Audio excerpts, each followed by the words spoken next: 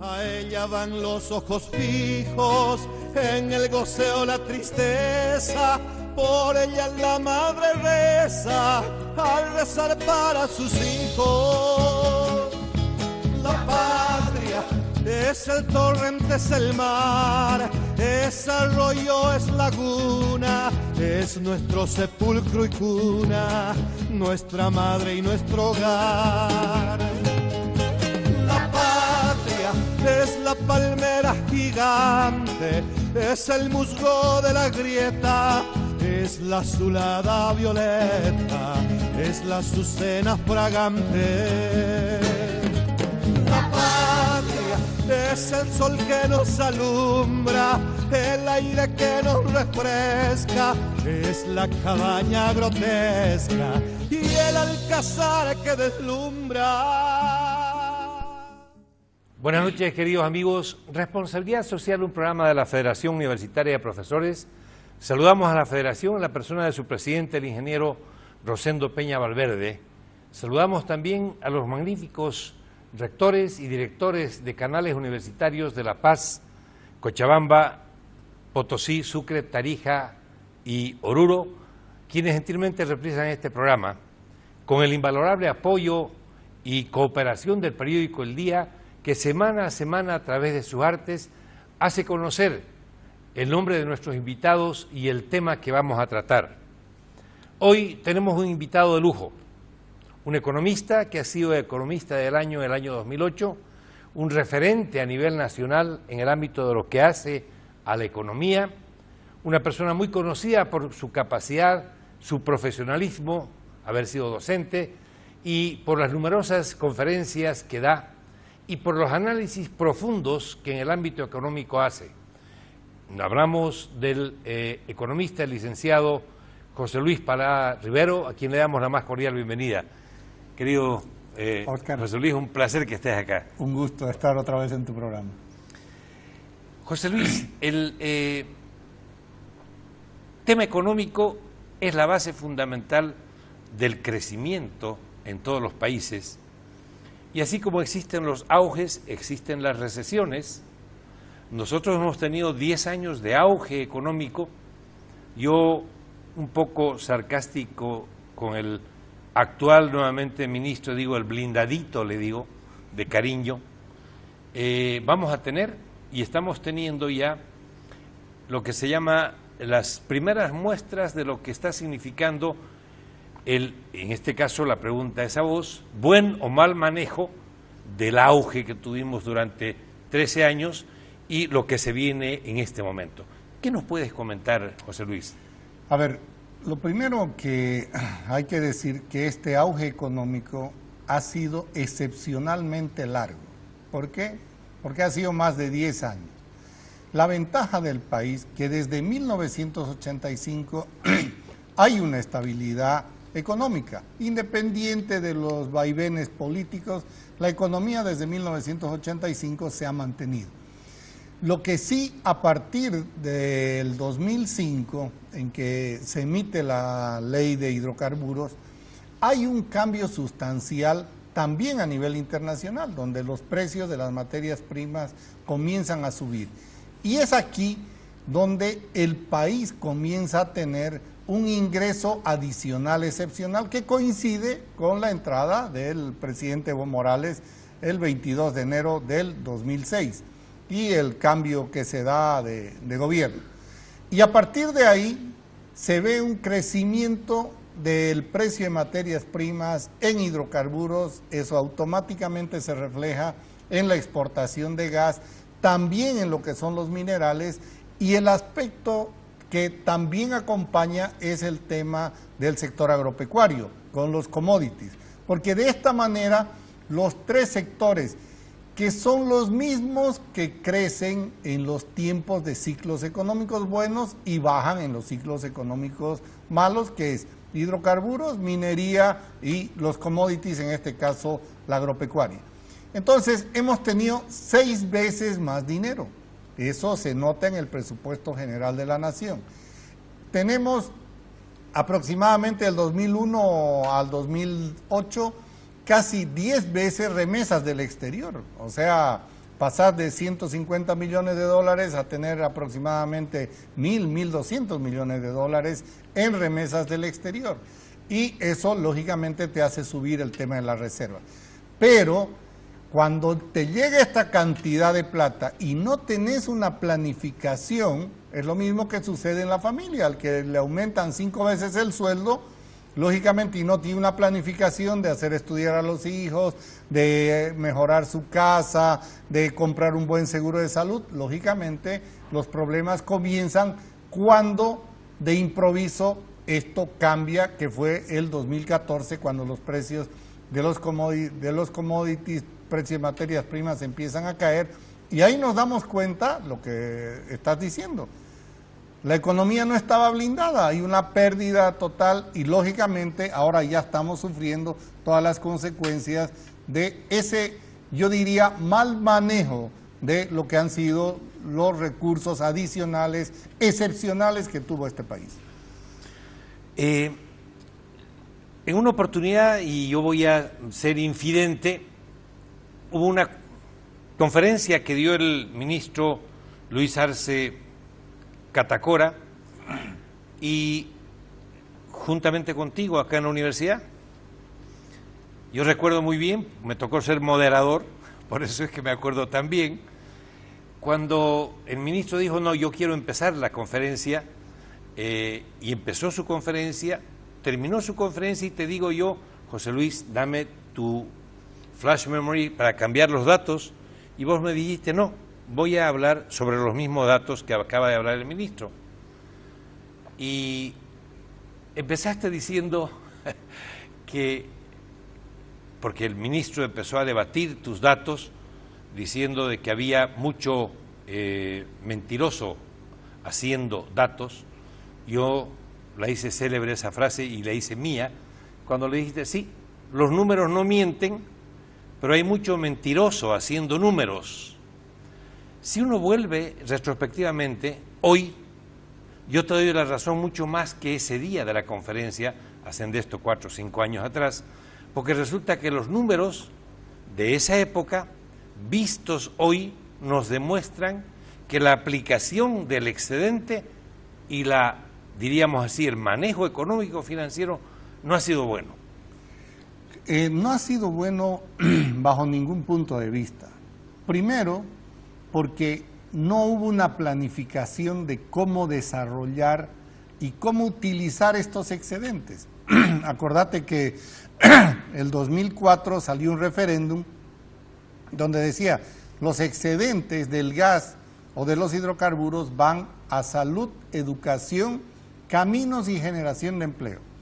Lógicamente, ahí, ¿qué era lo que te estaba dando? Que tenías que invertir en aquello que los anteriores gobiernos, que no tuvieron 5 veces más plata, comiencen a invertir. Salud, educación, caminos y generación de empleo. Y se comienza a manejar la economía discrecionalmente, porque ¿qué es lo que sucede? Vas creando nuevas empresas, has creado nuevas empresas, has creado también nuevos ministerios y de una o de otra manera has ido concentrando todos esos ingresos en el gobierno central bajo medidas discrecionales, porque algo que no ha cambiado es el régimen económico y financiero, es el mismo de hace 30 años.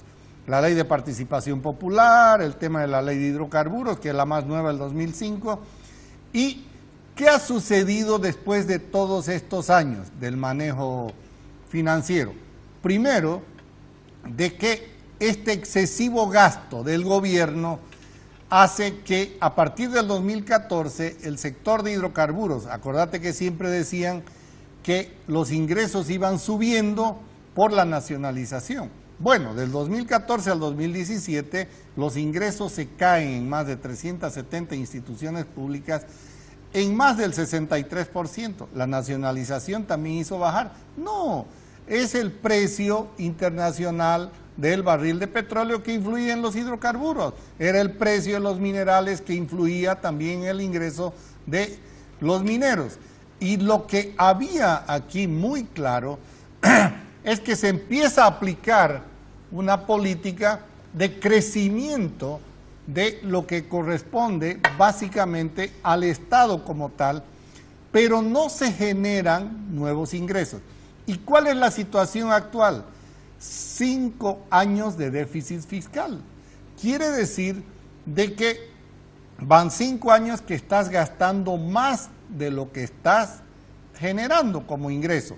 Entonces, ¿dónde están los megaproyectos que tiene el gobierno? Por ejemplo, la planta de urea y amoníaco. La planta de urea y amoníaco, si hubiera utilizado criterios, por ejemplo, técnicos, socioeconómicos y financieros, no se hubiera hecho en Bulo Bulo, se hubiera hecho directamente en Puerto Suárez. Por ahí pasa el ducto, en Bulo Bulo hay que construir el ducto. Pasa también la ferrovía del tren, a Bulo Bulo hay que construir la ferrovía del tren, que son 230 millones, que Cancé se llevó una cantidad de plata y nadie sabe dónde está, y le aumentan 900 kilómetros a los mercados. ¿Qué quiere decir esto? Que por un criterio político, porque cuando se le pregunta al gobierno por qué no va a Puerto Suárez, el criterio que dijeron porque Santa Cruz tiene mucho. Bueno, pero si Santa Cruz genera en este momento 41% de los impuestos y es el potencial productivo para generar un excedente, el proyecto debió ir y no irse por un criterio político directamente a Bulo Bulo. ¿Y a qué conclusión llegamos? Hace unos 4 o 5 meses, acordate de que, ¿qué dice la ley de hidrocarburos? Que los bolivianos tienen que beneficiarse. Sin embargo, le vendés a los brasileros, a los agricultores brasileros a $250 la tonelada de urea y a los bolivianos en 350. O sea, los bolivianos estamos pagando, los agricultores, la ineficiencia de yacimientos petrolíferos fiscales bolivianos y el despilfarro de esa plata. ¿Qué quiere decir? De que 5 años de déficit fiscal te complica mucho. Y aparte, también el gobierno, para un poco controlar el tema inflacionario, lo que hizo básicamente fue poner cupos de exportación. Y los cupos de exportación, Oscar, es una política cavernaria con relación al comercio internacional, cuando se hacen negocios por internet, cuando los negocios fluyen permanentemente, y lógicamente el gobierno lo único que hizo fue retrasar más de 10 a 12 años la posibilidad de generar un sector exportador más fuerte y los pocos que estaban que se traten de mantener. ¿Y qué ocasiona esta política cavernaria de cupos de exportación? De que tengamos un déficit comercial 4 años. Quiere decir que estamos importando más de lo que estamos exportando. Entonces aquí ya te viene un primer problema complicado, que es un déficit gemelo, porque es déficit fiscal por el despilfarro del gobierno, y el Tesoro General de la Nación, en este caso, está con un déficit de 5 años y con el sexto proyectado. Y es el mismo déficit que tenían los gobiernos liberales en el año del 2000 al 2005, cuando también el precio de las materias primas se cae y aparte, acuérdense, en ese tiempo había coca cero. Ahora sabemos que es muy distinto, hay otro sistema de funcionamiento, de temas de producción, sobre todo en el tema de narcotráfico, hay varios datos y sobre todo que se ha incentivado mucho el sector informal. Un presidente, un expresidente de Banco Central, dijo una vez que el sector informal era una bendición para Bolivia. ¿De cuánto es esa bendición? ¿De 2.000 millones de dólares? ¿2.500 millones de dólares? Nadie se anima a dar un dato, porque la economía sí tiene un componente muy alto del sector informal, legal, ilegal, como ustedes quieran ver. 65% es sector informal. Y eso no ha cambiado, por lo tanto, en este momento ya está sintiendo de que hay menos circulante, el déficit se está sintiendo y muchas de las instituciones públicas no están pudiendo pagar las planillas y sobre todo las contrataciones que de una u otra manera la están teniendo. Por lo tanto, si el gobierno, peor en año electoral, no toma decisiones del tema económico, se va a profundizar y va a ser mucho más difícil salir de este problema.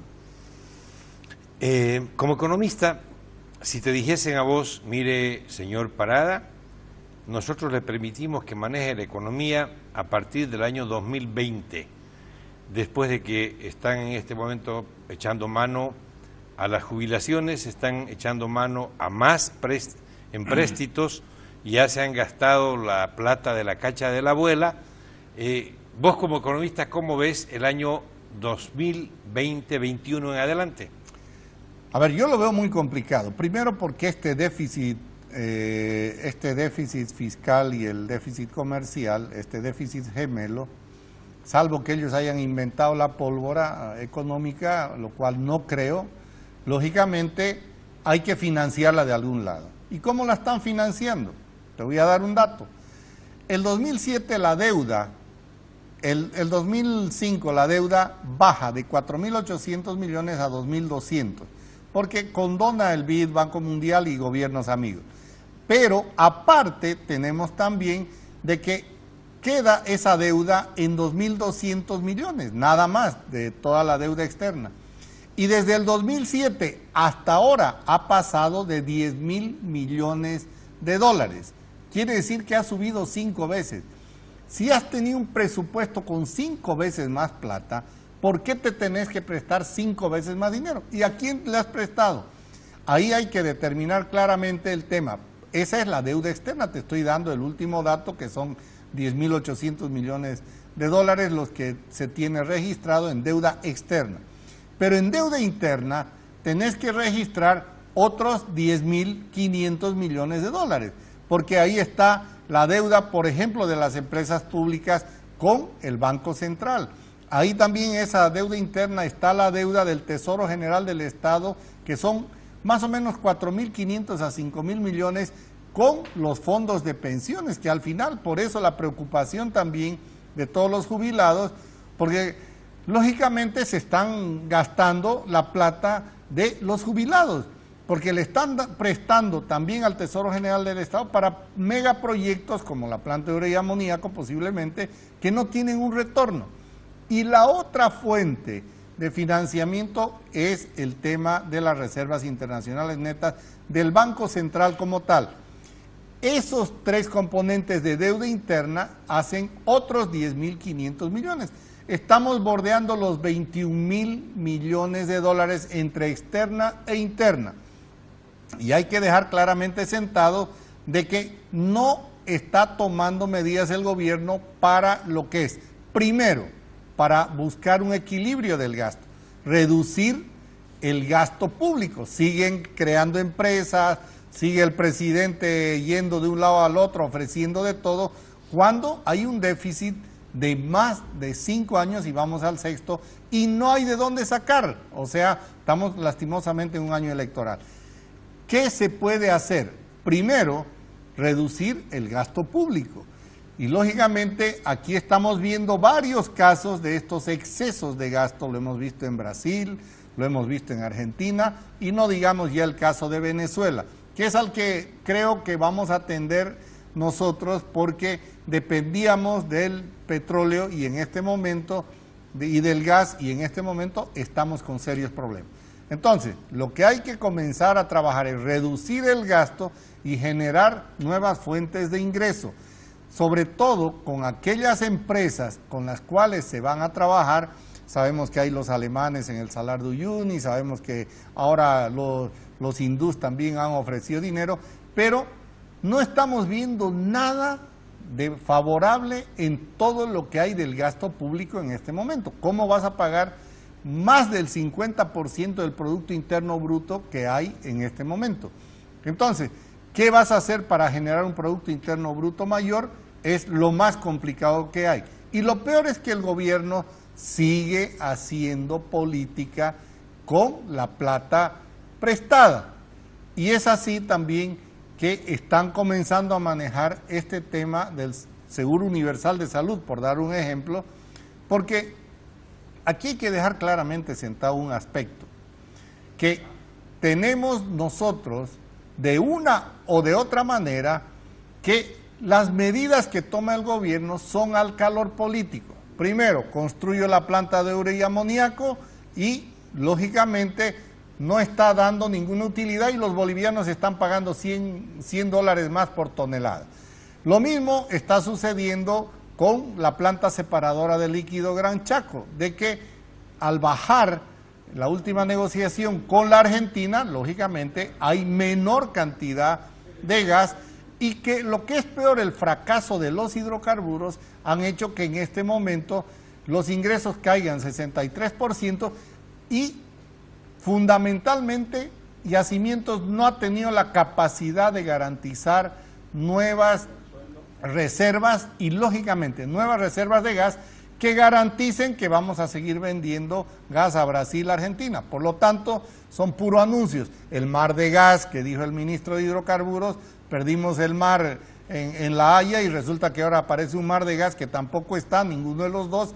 Entonces, creo que el gobierno tiene que ser serio cuando comienza a manejar este tipo de proyecciones con medidas que tampoco hay que inventar la pólvora. Todo mundo la tiene que tomar para corregir este déficit y el gobierno ha perdido toda capacidad para poder corregir estos problemas que se están presentando en la economía. Quiero cambiar un poquito el tema, si me permites. El seguro universitario de salud, el seguro universal, perdón, de salud, ha sido motivo de discusión, sírvete por favor, ha sido motivo de discusión y hay un planteamiento que tiene el gobernador de Santa Cruz hacia el gobierno central. Mucha gente ha escuchado ese planteamiento, pero no lo tiene, digamos, digerido. Me gustaría que le expliques que no es un capricho y por qué no es un capricho y que la opción que le está planteando el gobierno departamental al gobierno central es una opción mucho más viable y real. A ver, con todos los datos que te he dado, Oscar, ha habido 6 veces más plata. ¿Usted siente que hay 6 veces más salud? No. Entonces, en 13 años el gobierno no le ha puesto prioridad a la salud. De ninguna manera. Usted encuentra canchitas, encuentra coliseos, encuentra todo lo que es cemento porque con eso se hace política. Con la salud no se hace política. Sin embargo, a partir del 2013, en que el gobernador se hace cargo de los hospitales de tercer nivel, se comienza a invertir en salud, como debe ser, porque cuando se le plantea al gobernador de que no es negocio político, dice, oigan, tenemos 30% de la población de Bolivia y el mayor desarrollo económico, hay que tener un equilibrio con el desarrollo humano, consigan la plata y comiencen a trabajar, y eso fue lo que se hizo, se crearon 770 ítems al entrar nomás el 2013, y se comenzó todo un programa de adquisiciones para modernizar los hospitales. Y se moderniza, por ejemplo, comprando el primer acelerador lineal de lo que corresponde a, básicamente, el sector público. Nunca había habido plata, 5.500.000 dólares para un acelerador lineal y curar el cáncer, no lo había tenido nadie. Se le ocurrió a la gobernación por la prioridad que le daba al desarrollo humano.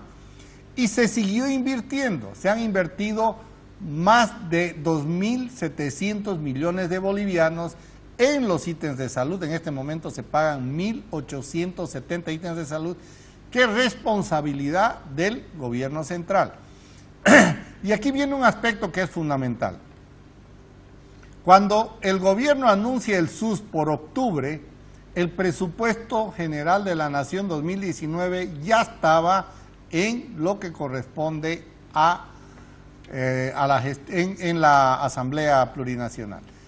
Y cuando le preguntan al que elabora, responsable de elaborar el presupuesto, al ministro de Economía y Finanzas en ese momento, Mario Guillén, el licenciado Mario Guillén, dice, oiga, ¿hay plata para el Seguro Universal de Salud? Y el ministro dice, no, no hay plata. Y eso lo dice en noviembre.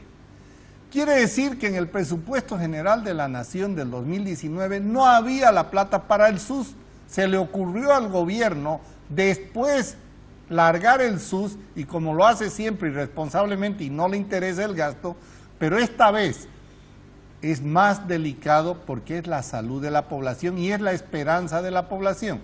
Entonces comienzan a sacar una información. ¿Y qué es lo que dice?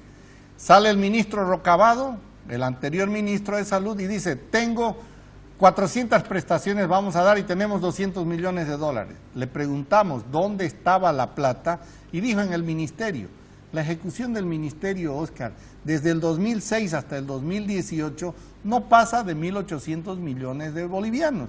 Quiere decir que si habían 200 millones de dólares, 1.400, el ministerio no vive con 400 millones. Y el 2019, encima que el 2018 tiene una asignación más alta de casi 2.400, la bajan 20% a 1.800. Quiere decir de que no hay la plata en el presupuesto general del Estado y esto es más un simple anuncio político del gobierno. Entonces, ¿y qué dicen ellos? Con los datos que te he dado, 13 años de bonanza, ellos sacan los datos oficiales y ¿qué es lo que dicen? Bolivia, hasta este momento, tenemos 41% de la población, 49% de la población con cobertura financiera para salud, 5.3 millones. Y con el SUS vamos a abrir, que es el 51%, a 5.6 millones de personas más. Pero si no estamos pudiendo atender ni siquiera a los 5.3 millones, que es el 49% actualmente, y no hay la plata del 2019, creemos nosotros de que no hay la plata. Y después se confirma, porque hay el cambio y viene la ministra Montaño, y tanto aquí hay que ser muy claros. El ministro de Economía y Finanzas Públicas dice, la plata no está. Y el ministro Rocabado, el anterior y la actual, dice, hay plata. ¿Acaso el Ministerio de Salud emite billetes? ¿Acaso el Ministerio de Salud puede prestarse plata indiscriminadamente? No hay la plata. Y se demuestra después cuando viene la propuesta del gobernador. Porque aquí hay que dejar claramente sentado. El gobernador lo único que ha hecho es basarse en la ley. Y el Seguro Universal de Salud lo tenemos en los estatutos autonómicos que empezaron, acuérdense, con el referéndum del 2008. Ya estaban incorporados el tema del Seguro Universal de Salud. Y que dice, se va a trabajar con un Seguro Universal de Salud y para eso estábamos caminando con los 5 hospitales empezando.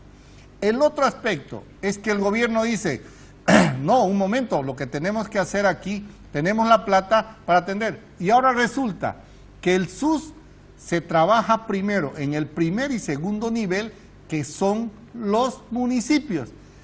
¿Y a quién le ha sacado plata el gobierno central? A las gobernaciones y a los municipios. Le ha hecho recortes porque a las gobernaciones le ha sacado plata, por ejemplo, para pagar políticas nacionales, casi el 83% del IDH.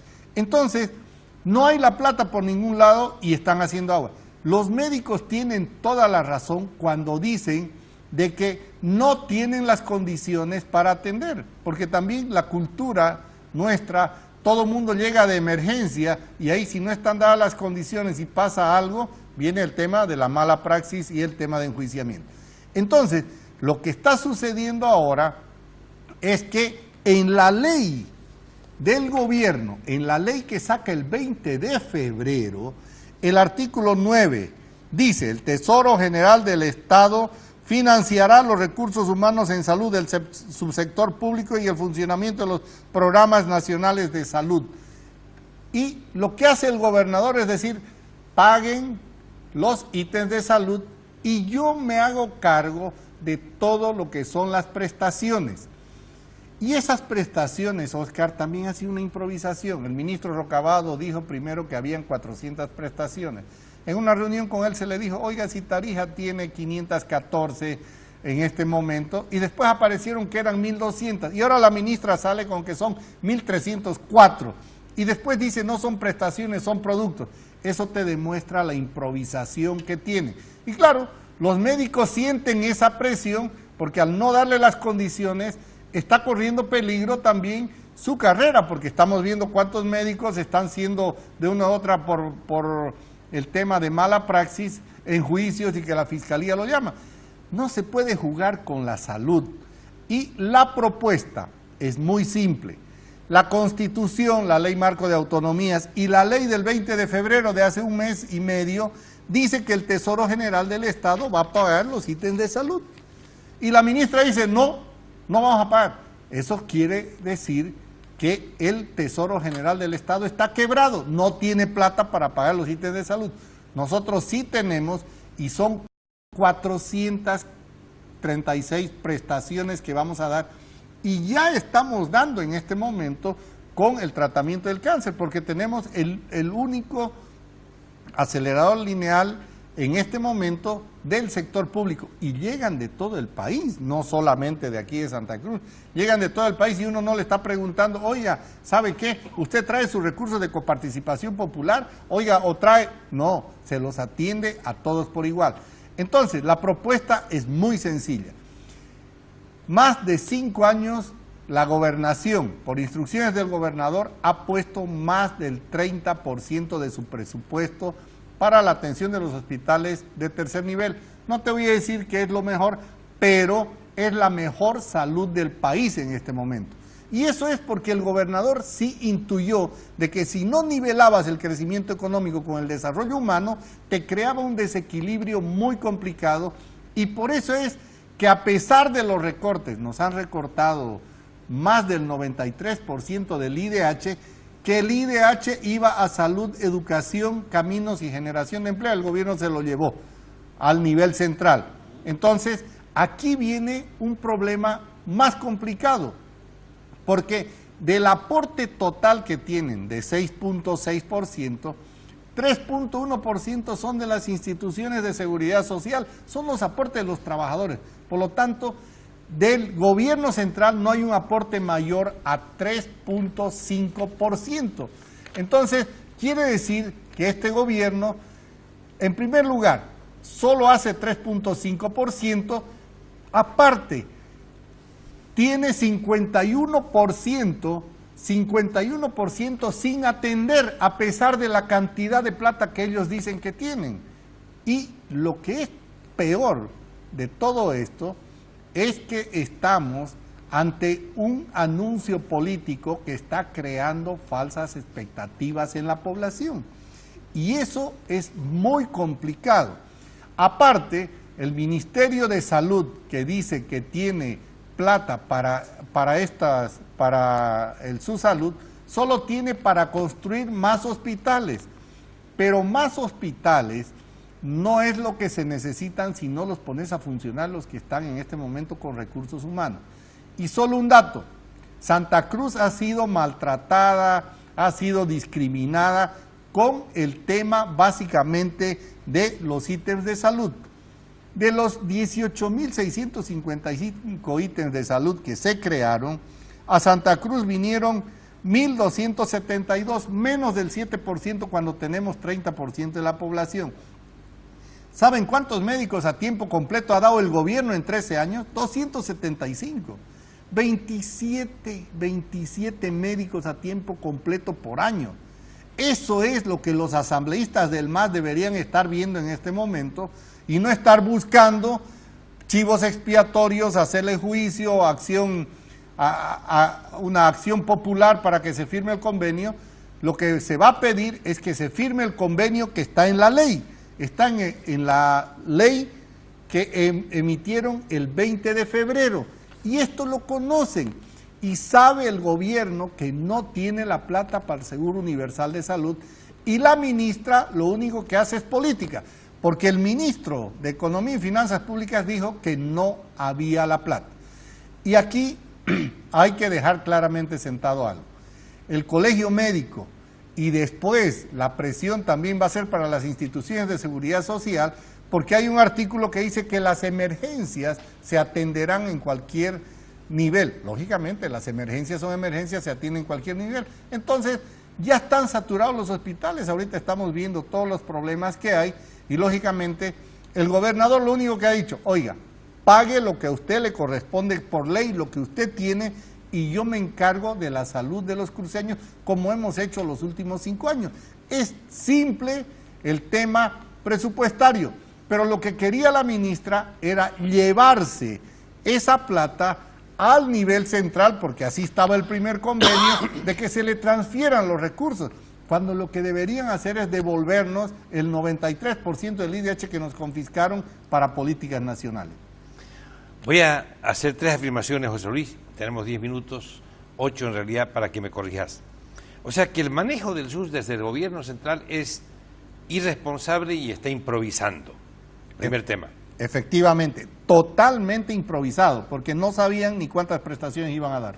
Segundo, luego de haberme dado las competencias y la responsabilidad sin darme los recursos, ahora que ya he hecho el gasto, quiere llevarse nuevamente mis recursos para hacer política con aquello que yo he logrado hacer a nivel del departamento. Eso es lo que estaba buscando. O sea, ¿qué decía el convenio? Que se haga un inventario y que los hospitales pasen al nivel central. Oigan, si en hidrocarburos están haciendo fracasar al país porque más de 370 instituciones públicas están disminuyendo sus ingresos permanentemente, yo quiero ver los municipios, que no se hagan aquí los que están bien. Si quieren hacer política los municipios, también que la hagan con su plata. No les alcanza, más de 250 municipios no tienen cómo pagar. Y si se centraliza, como está centralizando el gobierno, más del 90%, vamos a terminar mal como hemos terminado en hidrocarburos y como estamos terminando en muchos sectores. Porque aquí hay que dejar claramente sentado lo que está diciendo.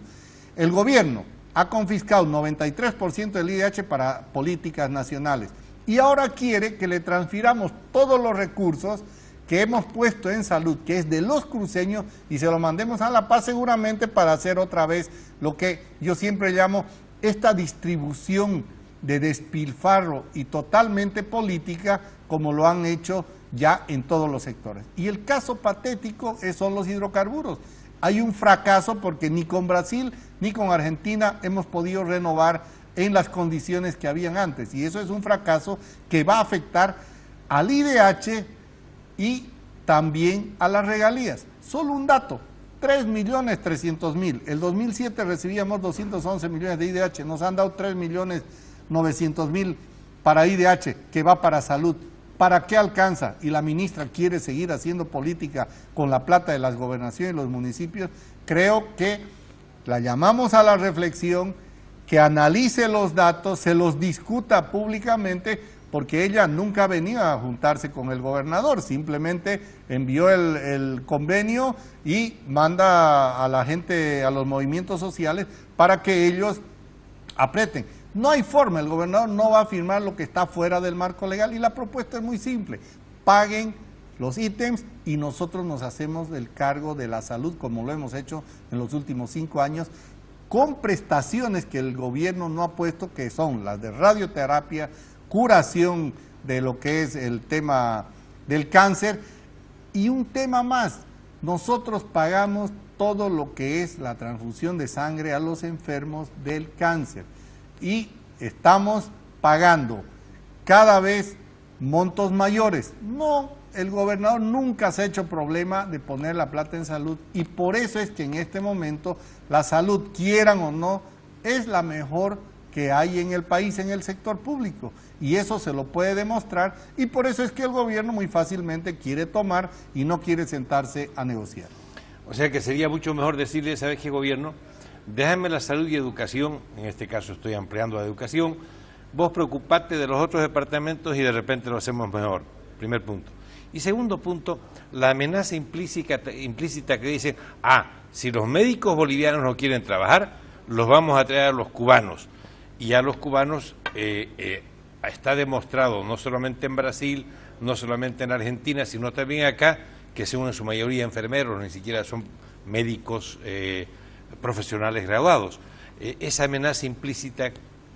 No, yo creo que esa es una amenaza que no tiene ninguna sostenibilidad. Sabemos nosotros de que en este momento tenemos muy buenos profesionales, lo que sí hay que trabajar, como había la escuela, por ejemplo, la universidad escuela, que era el japonés, y lógicamente en capacitación. Pero hay los profesionales, lo único, pague lo que tenemos que pagar. Entonces, pongámonos de acuerdo, porque esta ley y todo, y lo que está proponiendo el gobernador es: oiga, dejemos la política de un lado y ordenémonos cada uno que pague su competencia. Y eso es lo que ha hecho ahora. Paguen los ítems y nosotros nos hacemos cargo de lo demás. Nosotros estamos pagando solo un dato, 1.890 ítems, porque caso contrario colapsaba la salud en Santa Cruz. 1.890 ítems, que son unos 220 millones de bolivianos, eso se va a ir directamente a atender la salud. Y si el gobierno, como está en su ley, dice que el Tesoro General del Estado va a pagar y no acepta la propuesta del gobernador, es porque no tienen la plata, están queriendo hacer política con plata de los municipios y de las gobernaciones, porque el Tesoro General de la Nación está quebrado. Imagínate por 2 minutos, José Luis, que vos serías el asesor del gobierno actual. ¿Qué le dirías en el tema del manejo económico? ¿Qué le dirías en el manejo de salud? ¿Y qué le dirías en el manejo de educación? Primero, en el tema del manejo económico, que se comiencen a transparentar las cifras. La ejecución presupuestaria, estamos entrando al cuarto mes del año, solo está hasta noviembre del 2018. No se sabe cuánto ha ejecutado el gobierno. No está hasta diciembre, solo hasta noviembre. No es transparente. Hay que transparentar y hacer un análisis serio de la sostenibilidad de las distintas competencias que tiene nivel central, gobernaciones, municipios y pueblos indígenas, y hacer un trabajo serio que se lo planteó en el pacto fiscal, que tampoco le dio la gana al gobierno de trabajarlo porque no le interesaba. Si te administra más del 90% del presupuesto, ¿por qué lo vas a compartir? En el tema de educación se lo llevaron todo, porque acordate que nos quitaron Seduca, todo. En este momento no dejan que venga el famoso PISA, que es la evaluación de la educación, porque dicen eso es para los gobiernos neoliberales. Así que no sabemos cómo está la educación, y la educación es fundamental para el desarrollo de un pueblo. Y en salud, yo quiero que la ministra y la gente del gobierno revise lo que ha hecho el gobierno. La he escuchado a la ministra decir de que son inversiones bajas, que le han subido, que esto, que el otro. ¿Saben cuánto daban por una prestación? 10 bolivianos. Una prestación cualquiera. Bueno, ni una aspirina se paga con una prestación. Y es así como demagógicamente comienza la propaganda. En salud, hay que despolitizar, sentarse gobierno nacional, gobierno departamental, pueblos indígenas y municipios, porque los municipios están muy callados y más de 250 municipios no tienen cómo pagar lo que es el Seguro Universal de Salud, y el Tesoro General de la Nación tampoco. Por lo tanto, hay que despolitizar, porque un puente se puede parar por falta de cemento, por falta de pago. La salud no se puede parar, y esa es la preocupación tanto del gobernador y también de los sectores involucrados, en este caso médicos, enfermeras y todo el personal de salud que vive todos los días este drama. Se nos ha ido el tiempo, José Luis. Sin embargo, me gustaría que para cerrar un poco esto que acabamos de hablar, puntualices cómo es que vos ves en este momento las cifras económicas, micro y macroeconómicas. Las macroeconómicas están muy complicadas, que es resultado de la micro. Ahí tenemos nosotros el tema que hay que analizar seriamente, lo que es el sector informal, legal e ilegal. Eso tiene un efecto muy grande en la economía que no la tienen otras economías. Pero hay que ir buscando actividades, sobre todo de mediano y largo plazo, industrialización, apertura de exportaciones e incentivos, sobre todo a la producción nacional, e incentivar la educación, el desarrollo, la tecnología, porque como estamos años luz atrás, recién después de 13 años están apareciendo, queriendo hacer algo, pero como estamos en este momento es muy complicado porque no vemos alternativas. Y no es solo acá, está también en el vecindario complicado, y no queremos acercarnos a Venezuela por lo que está pasando en Venezuela, pero creemos nosotros que vamos camino si no se comienzan a tomar medidas correctivas. Y última pregunta. El gobierno ha generado nuevamente una especie de ilusión con la visita del presidente de la India, y una ilusión con un préstamo que le va a hacer el presidente de la India sin condiciones. Primero, vienen a vendernos, no vienen a comprarnos. Y segundo, vienen a prestarnos, no vienen a regalarnos. Yo creo que... Solo tendría que preguntarle a Jindal cómo es trabajar en Bolivia. Sí. No, el tema de fondo aquí es que mientras tengas una diplomacia poco educada, no profesional, que muchas veces trabaja estrictamente en la parte política, no podés tener una buena orientación al presidente en lo que son los negocios, porque todo eso se va quedando en la burocracia posteriormente.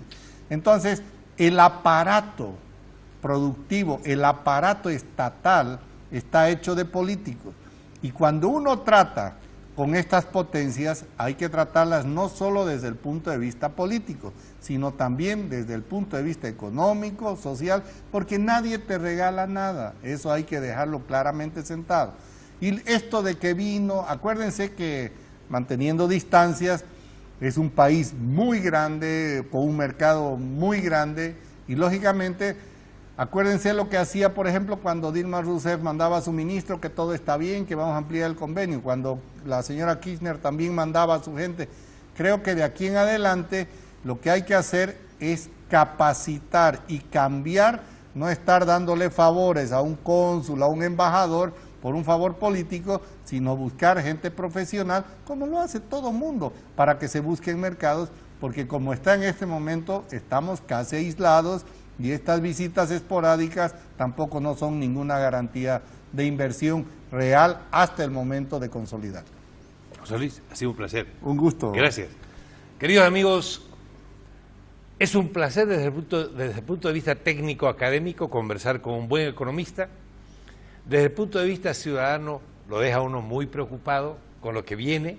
El auge acabó, viene la recesión y nos deja mucho más preocupados cuando vemos que aún en el último año de gobierno todavía queremos seguir haciendo política desde el punto de vista de lo que es nuestro manejo de comercio exterior, de lo que es nuestro manejo a nivel de economía interna, de lo que es la salud. Y entonces, para ello, están los economistas de primer nivel. Un economista premiado como el economista del año del 2008, el licenciado José Luis Parada Rivero, a quien le agradecemos muchísimo porque nos ha ilustrado y creemos que ha sido didáctico para todo el público.